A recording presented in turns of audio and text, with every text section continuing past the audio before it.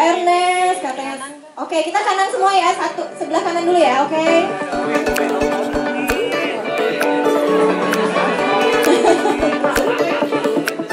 Sekali lagi ini dia teaser poster kita Tanzania.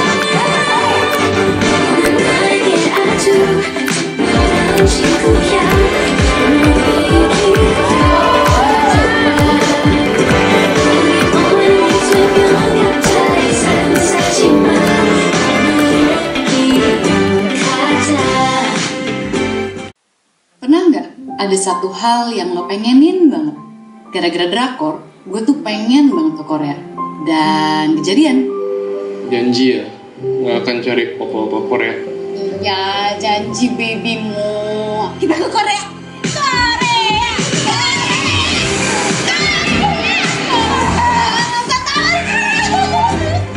Satu nggak sih? Oke. Masito.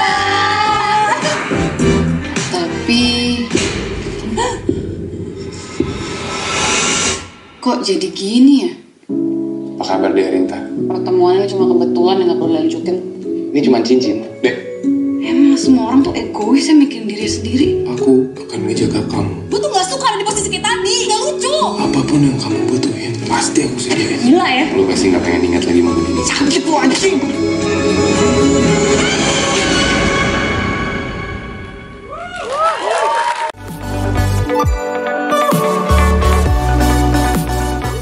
Pastinya ini ya film termahal kita sejauh ini ya. Wah, jangan gitu dong.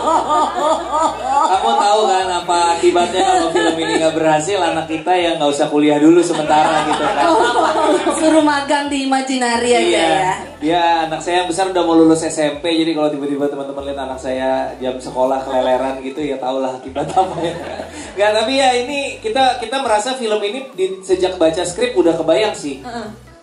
Kan Koreanya harus Korea beneran ya. Kita Iya, bikin masa di Korea tenda-tendanya palsu kita ya? bikin di Blok M kan ketahuan gitu. Jadi kita udah kebayang, gue sama Dipa udah ngobrol, oke ini kayaknya bakal lumayan gitu dari segi budget. Tapi ya memang kebutuhan kita believe in the script, jadi kebutuhannya memang seperti itu. Kurang lebih ya roughly 50-50 lah syutingnya kita lakukan di 55-45 mungkin. Indonesianya 55, Koreanya 45 gitu kurang lebih.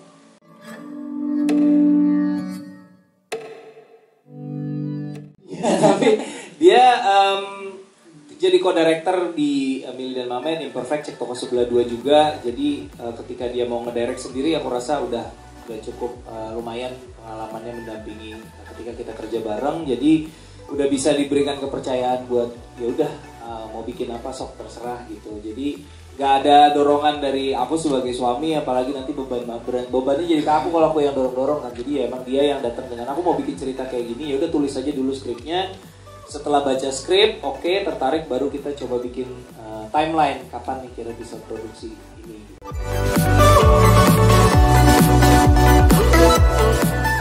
Ini akan jadi film kedua dari 3 kita Imaginary bikin film bioskop dari penulis dan sutradara debutan.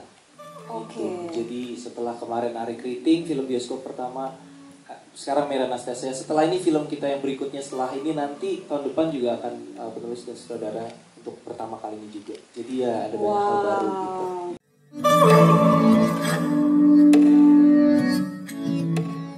Jadi banyak sekali perdebatan-perdebatan yang akhirnya belajar dari pengalaman yang udah-udah. Aku sih banyak ngikutin visinya sutradara karena ya kami berdua memang udah sepakat kalau Imaginary harus dipimpin oleh visi kreatornya gitu. Kalau enggak kita kan bikin film yang gitu-gitu aja. Dengan ngikut sama visi kreatornya, dari situ kita bisa punya banyak macam-macam rasa yang muncul karena ya udah ini filmnya Meira, kemarin filmnya Ari Kriting, filmnya Yandi Lawrence dan lain sebagainya. Itu sih. Jadi proses kreatif rasanya mirip-mirip aja, hasilnya seperti apa. Mungkin bedanya film ini adalah kami berdua sebagai produser itu bukan penikmat drakor. Gitu. Itu yang susah sebenarnya. Jadi kita tuh ketika nonton selama editing, emang gitu ya? Ini bagus gak sih? Percayalah. Second guessing. Kita berantem mulu yang ada di kita lagu editing. sendiri. Kayak misalnya yang tadi ya, adegan yang jatuh ditangkap itu kan buat gue kayak apa anda gitu. Kok kayak FTP gitu kan. Tapi ya drakor emang gitu. Oh ya udah gitu. Jadi ada banyak momen-momen yang kita merasa oke, ada saatnya kita nggak relate sama referensinya, tapi ketika kita akhirnya bikin screening, di situ kita baru paham. Oh gitu, benar. Ini yang Ya udah, benar berarti, dimaksud Mei. reaksi-reaksi. Jadi kita waktu itu screening sekitar 30-an orang ya di band. Iya, 30-an orang dan kita sengaja mostly cewek ya. Mungkin sekitar 80% Iya, perempuan iya, kan. iya. Jadi Nah, beberapa hal yang kita debat tuh kita tanya, ya udah ntar di FGD ya. Kalau mereka Iya. bilang ini, lu Kita sama lihat di kita. FGD. Kita kalah tetap berdua. Dan pas FGD yang sekitar 30 orangan itu baru kita ngerti, oh maksudnya merah tuh gitu. Karena ngelihat dari reaksi ketika mereka penonton pada bereaksi, ada yang dukung Bimo, ada yang dukung Julian, gemes-gemesnya mereka, gregetannya, nyeletukinnya, gatel lu dasar deh, gitu ada gitu. Ya iyalah, lu mau dua-duanya, penonton sebel gitu. Jadi oke, rasa ini yang dikejar sama merah, kita baru dapat bayangannya dengan konkret tuh pas kita akhirnya FGD gitu sih. Itu baru tuh buat kami, pengalaman baru juga.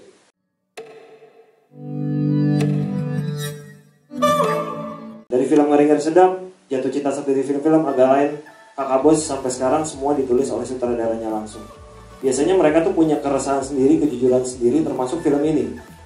Seingat gue, Merah itu berangkat sampai 3 kali ke Korea sebelum akhirnya Reki beneran. Itu betapa dia udah resah banget kalau sampai ini nggak diproduksi dong. Jadi saya ya udah, emang ini udah selayaknya bukti bahwa selama pandemi nonton ratusan film drama, ratusan drama Korea, dan akhirnya ini bisa dituangkan menjadi cerita yang rilis sekarang ini.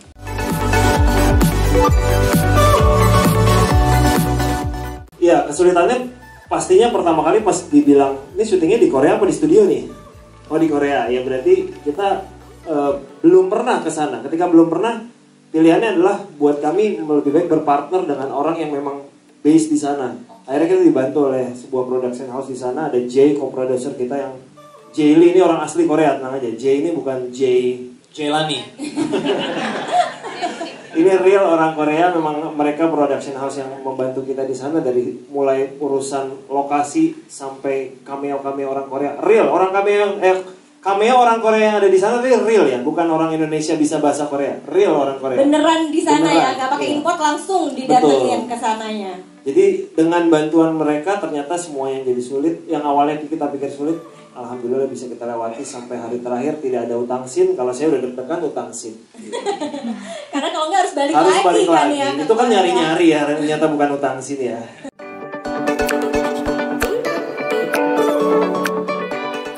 Waktu itu kita tinggalnya masih di apartemen, terus yang kayak mau keluar susah apa segala macam.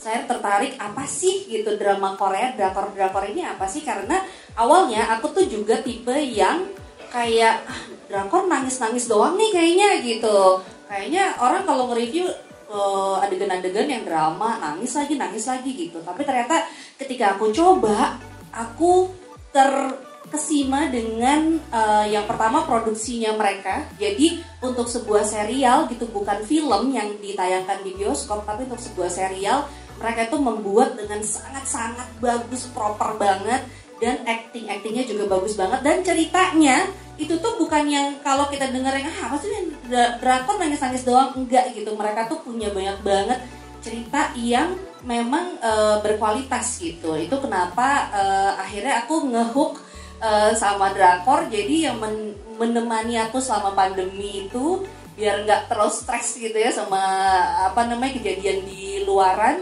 Akhirnya aku nonton drakor dan itu bener-bener healing ya. Kalau orang bilang zaman sekarang kan kayak aku mau healing. Nah drakor tuh healing banget gitu buat aku. Akhirnya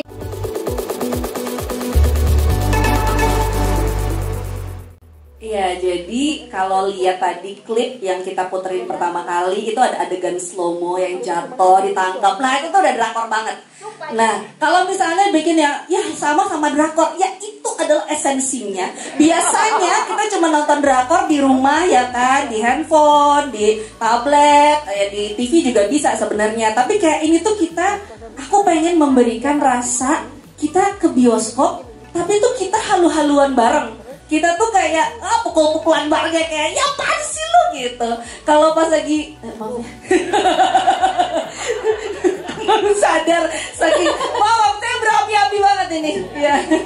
Iya, jadi gitu kan kayak bisa kayak apa sih gitu. Nah, Kalau kita kan udah sempet rilis nih di sosmed kan klipnya, terus ada yang bilang ih cringe. Itu memang yang kita cari. Korea. Betul, Iya. itu adalah esensinya drakor. Jadi kita tidak kita nggak yang kayak ya dibilang Nggak cringe. malu-malu. Enggak, karena menurut aku esensinya drakor itu mungkin ada yang drama-drama sedih-sedihnya, ada yang horor, ada yang apa. Tapi aku mau mengambil kalau cinta kisah cinta, kisah romantis itu bisa seru.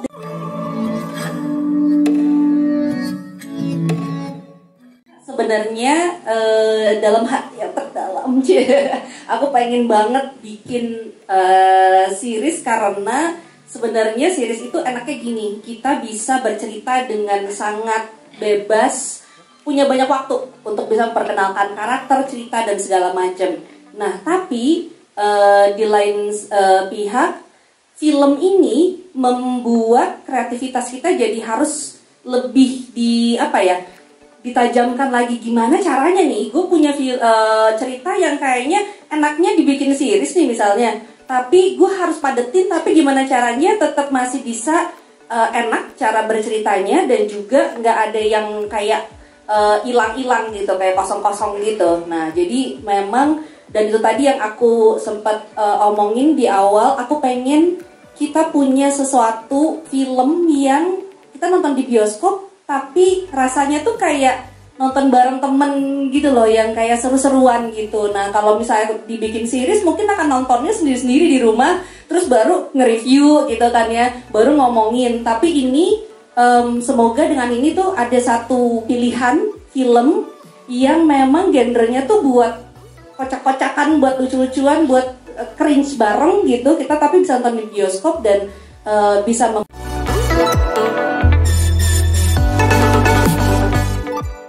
jadi untuk karakter Dea sendiri, Dea ya, namanya Dea Rinta, bukan Dea Panendra. Dea ini dia anaknya sangat lovely, dia itu nggak enakan, dia nurutan, dia sayang sama teman-temannya, people pleaser. Dia itu people pleaser. Kayak siapa teh? Kayak saya sendiri. Betul, sebuah kemiripan. Dan dia itu sangat sayang sama teman-temannya, best friend-nya dia, Kikan dan Tara, yang dimainkan oleh Dea Panendra dan Anya Geraldine. Dia juga sayang dengan adiknya, tapi kadang-kadang juga bisa galak sama adiknya. Dan ya itu dia sangat lovely, dia manut aja, dia mapan, sukses, terus bertemu, powerful banget. Terus bertemu dengan cinta pertamanya di Korea. Gimana, sukses apa enggak? Ya mungkin terdengar simpel, tapi ceritanya itu it's beyond that.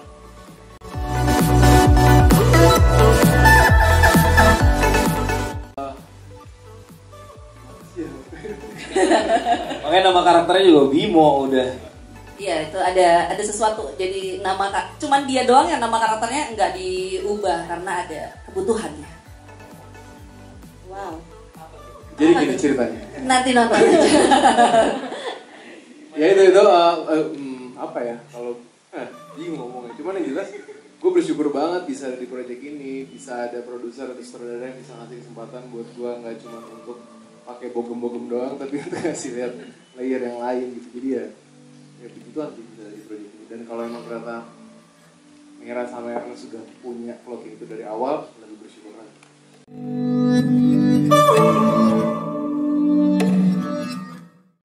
Challenge-nya banyak sih, tapi bukan hanya saya, jadi semua pemain juga kan pasti punya challenge. Cuman kalau untuk personal Bimo sama Mas Bimo, mungkin challenge-nya adalah dari mulai call namanya aja itu udah pintunya untuk masuk ke karakternya. Buat aku sih itu ngaruh banget sih.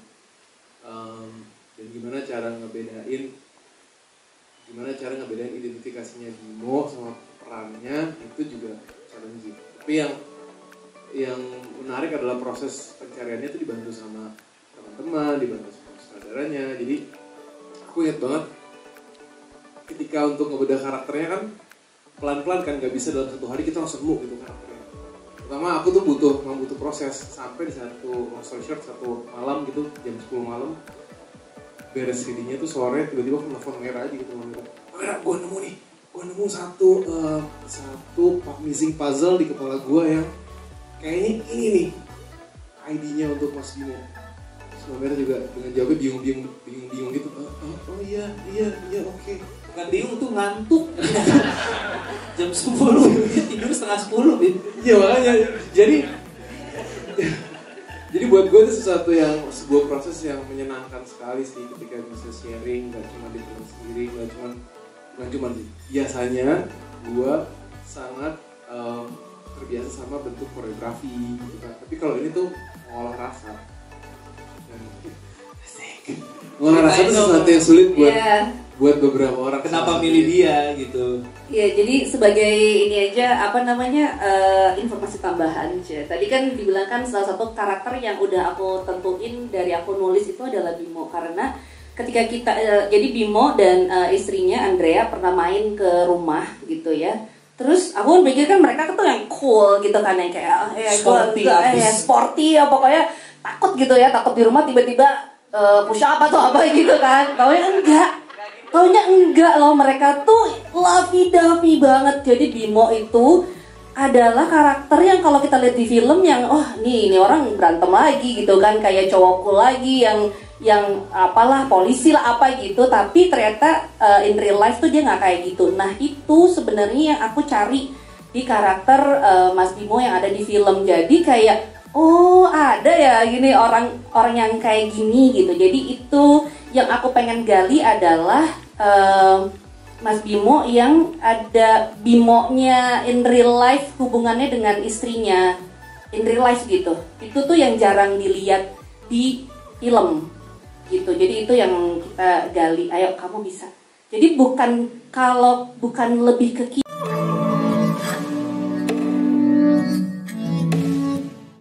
cara yang pas itu harus sahabatan dulu. Gitu ya jadi ya. Jadi lebih gampang justru. Oke, nah Setuju nggak, cantik nih mas, saya makin cantik. Selalu kayak gitu kalau udah punya pasangan, ada aja ya dari masa lalu yang suka datang. Itu justru karena Tuhan baik. Tuhan baik kenapa? Iya. Tolong Jadi jelaskan maksudnya dikasih Tuhan kayak baik. kamu yakin. Ini loh gitu. Ada lagi loh pilihannya loh.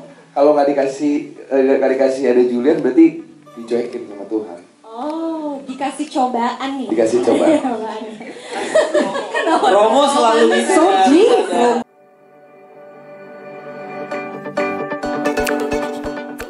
Kalau belajar bahasa Korea tuh sebenarnya enggak, cuman sebenarnya tadi ngedengerin Mbak Meira cerita tentang antusias dia tentang dunia drakor dan Korea tuh aku kayak manggut-manggut karena memang nampaknya film ini memang diperuntukkan untuk orang-orang seperti aku yang suka sama drama Korea gitu loh, baca skripnya, iya kan kak, iya gitu. Terus kayak selain aku mau nambahin kan Mbak Mei kayak senang sama makanannya, kalau aku tuh sampai niat ke Korea pengen kerja di sana sebagai staff yang kayak bikin Korean artis itu, pengen lihat gimana sih cara kerja mereka di sana, dan aku pengen lihat pori-pori orang Korea kayak gimana.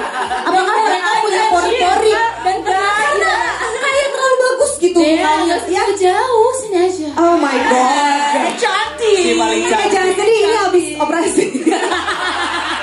Sekalian ya, Habis syuting. langsung. Iya gitu, jadi ya itulah ketertarikan aku, dan gitu makanya pada saat Ko Ernest ngobongin aku, Dek kita mau bikin film, Mei yang nge-direct gitu, syutingnya di Korea. Aku nggak mikir gitu, langsung 100% iya di dalam hati. Padahal belum tahu jadi apa ya. Nggak peduli, pokoknya bilang Pokoknya iya, berangkat iya aja ke gitu. Korea. Tapi aku bilang sama Ko Ernest, bentar ya kok aku cek schedule dulu gitu, biar kelihatannya kayak sibuk, gitu. Padahal sebenarnya kayak yes ke Korea gratis gitu. Udah gitu, senang banget. Akhirnya berangkat ya. Dan ini kan ceritanya tentang persahabatan. Katanya kamu sampai bikin gelang persahabatan. Iya, kita ya? bikin bareng. Sebenarnya kayak sama Mbak Mei sih, kita bikin bareng-bareng. Iya, jadi gelang persahabatan. dalam rangka bonding mereka bertiga, Ute, Dea dan juga Anya. Jadi aku ambil satu hari yang harusnya tuh kita reading, tapi kita jadi kayak bikin gelang persahabatan yang makan akhirnya Korea juga. makan Korea gitu. Terus yang bener-bener nggak ada reading sama sekali, kita cuma ngobrol-ngobrol dan ini, dan ya itu karena aku nggak mau ninggalin anak-anak, jadi itu aku lakukan di rumah gitu. Jadi Iya, mereka tapi tuh ke enak rumah, banget. iya, Enak banget sih, mereka iya. hampir tiap hari ke rumah akhirnya gitu. Iya, makan gratis.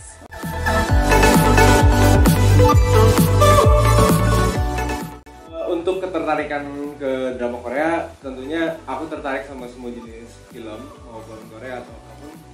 Tapi ketika dikasih kesempatan buat pergi ke sana langsung, itu benar-benar experience yang baru banget. Dan oh ya, makasih ya kamera ya.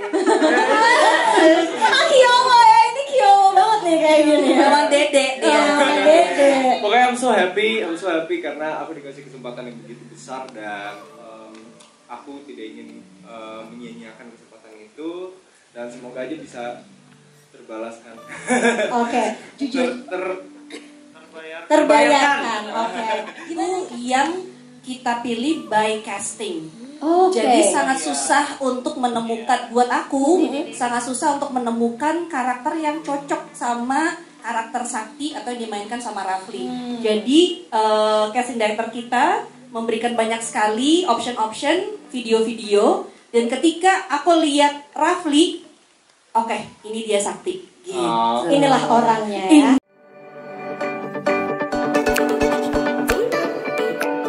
Sebelumnya aku mau inside dulu. Halo semuanya, aku Shakira Jasmine dan aku di sini adalah seorang penyanyi, songwriter juga. Tapi di sini aku mau shout out dulu buat Cipta Tak Sunda drama Korea karena aku suka banget. Aku nggak bisa teasernya tadi, trailernya juga, dan kayak aku suka banget. I personally love banget drakor kan. Jadi ini jadi pas aku nonton tuh udah gak sabar ngelewat banget kan. Aku kayak suka banget drakor. Sama kayak Mbak Mira, aku sesuka itu sama drakor. Makanya kayak pas aku ditawarin Langsung yes. iya, sama kayak Kadea. Pura-pura sibuk dulu, ngeliat Pura-pura sibuk schedule dulu ya. Aku Ya kayak kan, itu adalah present ya buat kita semua gitu. Aku pura-pura sibuk dulu kayak ntar ya, ini aku ada project ini nih di bulan ini, padahal gak ada. Padahal udah yes nih. Aku seneng banget karena emang suka drakor pertama itu, kedua emang aku suka culture-nya Korea dan aku juga belajar bahasa Korea dari nonton doang. Keren banget, Wow. Sesuka itu sampai hafal, sampai terngiang-ngiang gitu bahasanya. Jadi kayak udah, apalagi sama Mbak Mira dan Ko Ernest kerjanya sama Imaginary, aku suka banget.